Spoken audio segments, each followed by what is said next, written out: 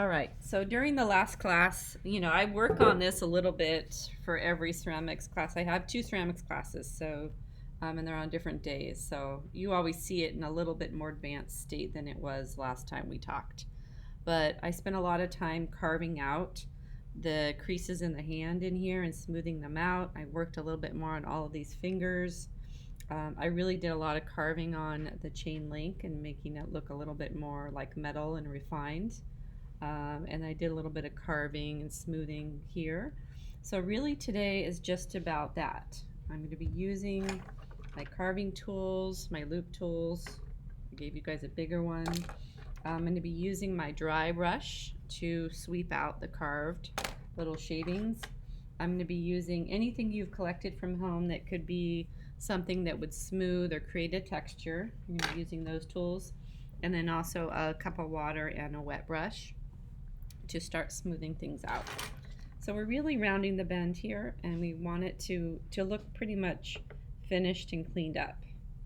In last class we talked about relief, the different stages of relief. Remember, there's relief in the round, or sculpture in the round, which is a sculpture that has height, width, and depth. And then we have low, medium, and high relief.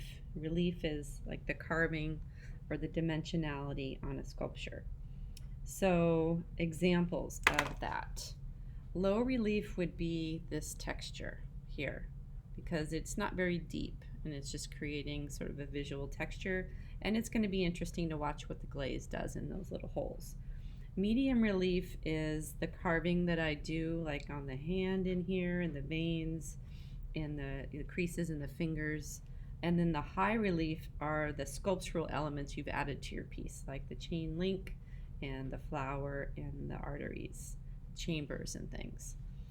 So I want to see, you're going to get graded on all of those things. I want to see that you've really taken the time to sculpt your piece, add those thematic elements, carved on it, smoothed it out, created interesting textures, and that it looks finished. And it takes, this carving part and this refining part takes a lot longer than you think it's going to take. It typically takes me the same amount of time or even more to build it than it does for me to refine and carve away at it and make it look finished. So right now I'm just going to work a little bit more on maybe carving this vein out inside the hand here.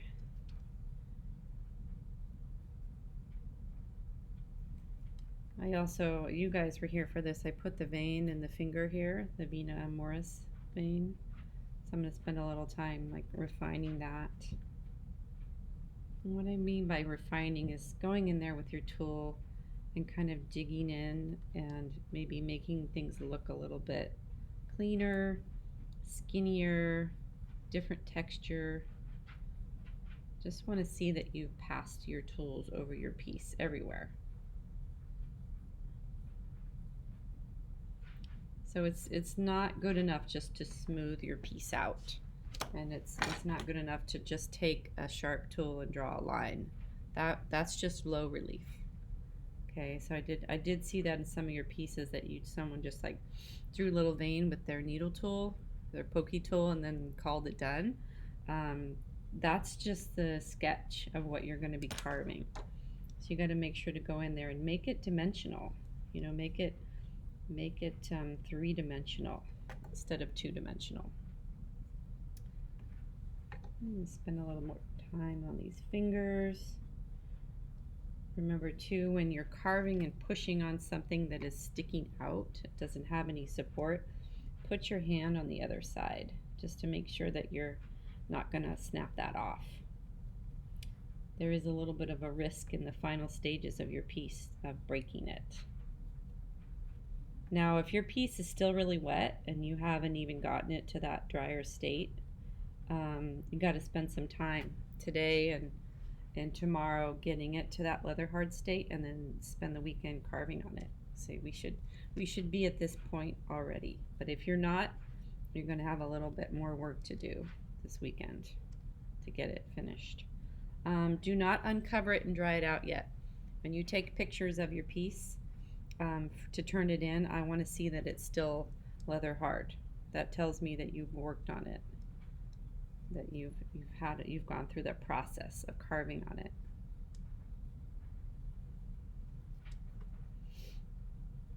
So sometimes when I want to carve and refine an area a little bit more, I carve away the texture I might have put in it already. You can always go back and add that texture.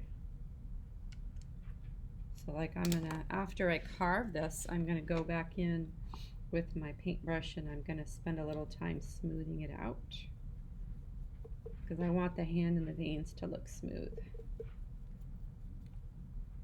And I'm just running my paintbrush over the carved areas and kind of getting rid of those carve marks. Not using too much water, just enough to kind of make the surface move.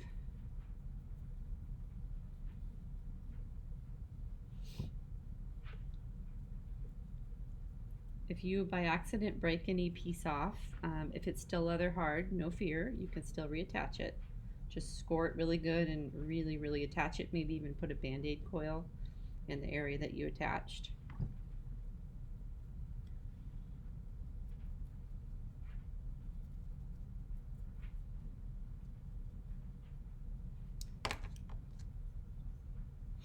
Okay, something just happened. I'm going to show you because this could happen to you too. As I was cleaning up that vein, it broke off on the top part here. So how do I fix something like that? Well, I'm going to try to tease it back up and out with my tool, and then I'll probably have to replace it with a new coil, which is fine. That actually gives me an opportunity to clean this up inside here a little bit more. These things will happen with your clay. It's a very changing material. It's fragile. And as we work with it and we learn how to work with it, you sort of learn through a series of not mistakes, but the material will do what it wants to do. So if you're drying it out too much, or it's too wet, or it's too fragile while you're carving on it, all of these things can create breakages or happy accidents where you're like, oh, I really like that. I didn't know I could do that with this piece. I'm going to try to do that somewhere else.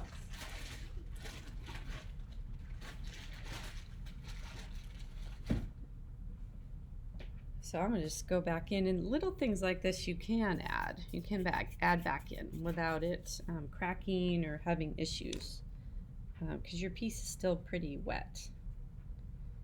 And this is such a thin piece of clay that it's gonna dry quick.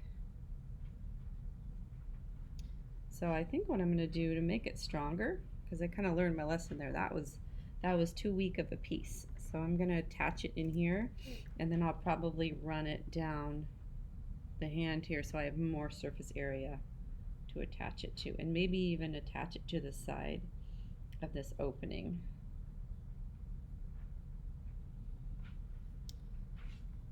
I'm always scoring, even the little bits.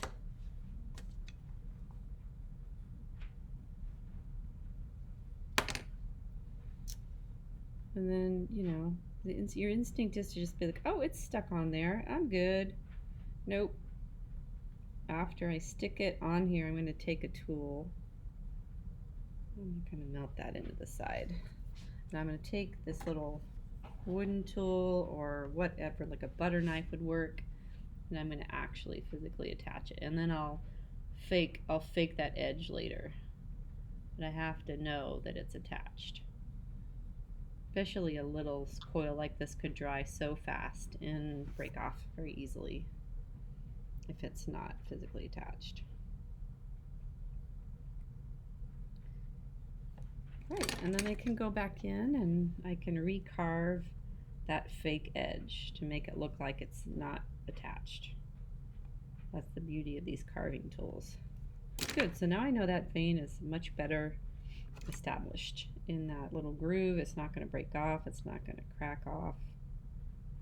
So I have a better, stronger piece now because that happened. You just have to stay positive about ceramics, you know. These things are going to happen to everybody. Everybody's piece at one point in their ceramic career cracks, explodes. They drop it. It squishes. It collapses. You know, these are just, it's kind of part of working with material. It's kind of like learning how to dance, right? When you're learning how to dance, you're going to fall. You're going to trip.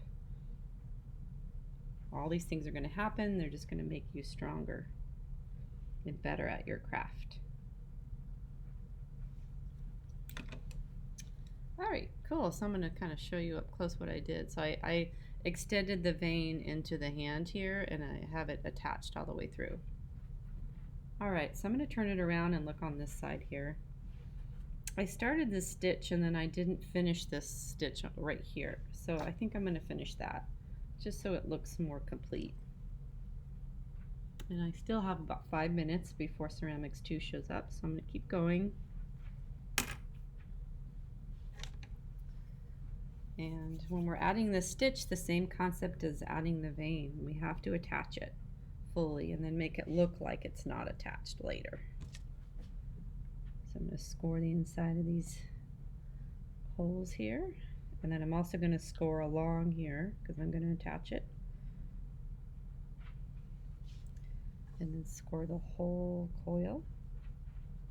And I can go back in very gently and carve on this thread a little bit more so it looks even more delicate than it does now. A little bit of water, a little bit of water, stick it in there, and then really attach it. Kind of curve it around the edge there.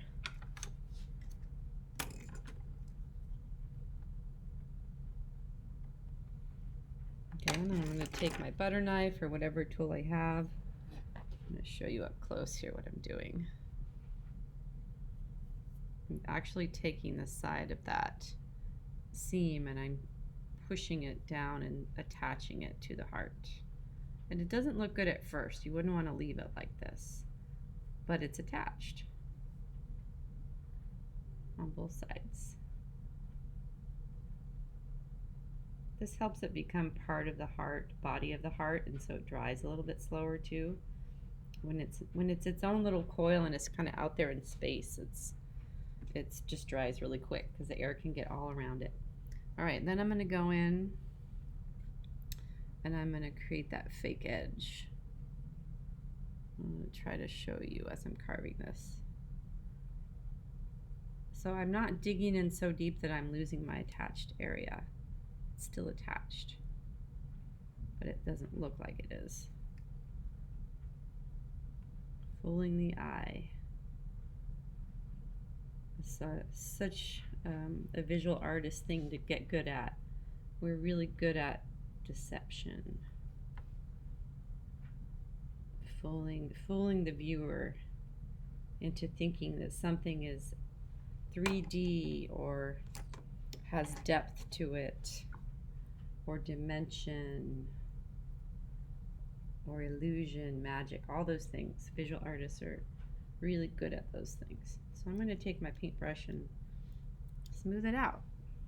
So now it really just looks like this really kind of weird thread that's kind of running through the hands, like a stitch. Cool. Still not satisfied with the way this flower looks. I might, you know, it's fragile now, so I'm really hesitant to go in and carve on it more, but maybe I can add some texture to it with my needle tool or something to make it, I don't know, a little bit more interesting. And then whatever texture you add to your piece, of course it's gonna, that glaze is gonna pull into that texture and then make the finished surface so much more attractive and interesting. The more texture you have, the better. The more interesting your glaze is gonna be. And you might be wondering, well, when do we glaze it, Ms. Grundinger? Well, we're not going to go there yet. We're just going to, this semester, we're going to be focusing on building our sculptures, and then when you guys come back to school, we will glaze.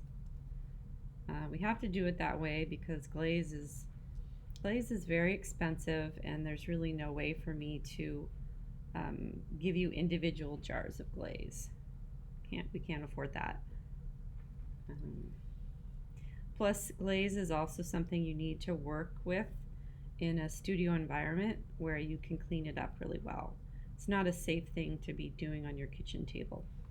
Believe me, I know. I have a story about that. I'm not going to tell it, but it is not safe to glaze on your kitchen table.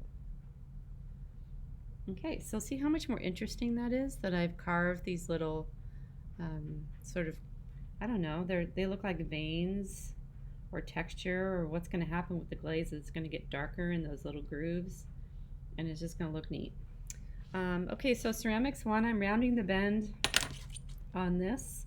If this were my piece and I were putting it into a show or something, I would probably work on it another 10 hours, 10, 15 hours. Carving, adding texture, adding details. I am not expecting that from you. I'm just letting you know there's so much potential here for more refining. And if you're ambitious about it and you really want to work, just keep working on it until you feel like it's just done. You know, there's just this finished quality to your piece. And as you carve on it, you'll be like, oh my gosh, look, it's just flaking off. This is so fun to make it look realistic like this.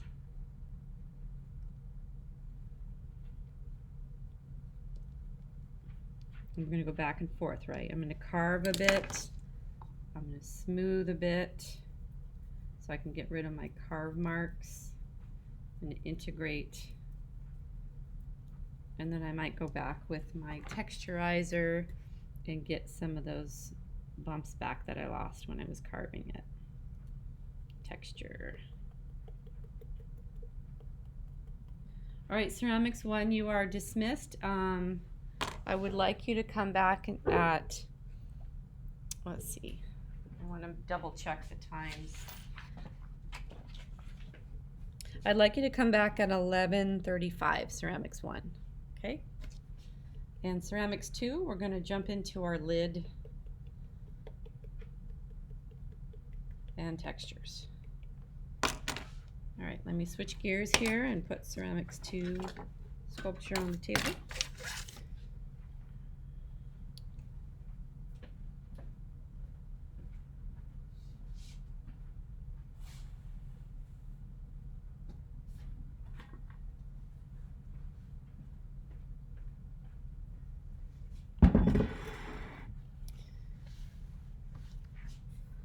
All right, I'm going to stop this video and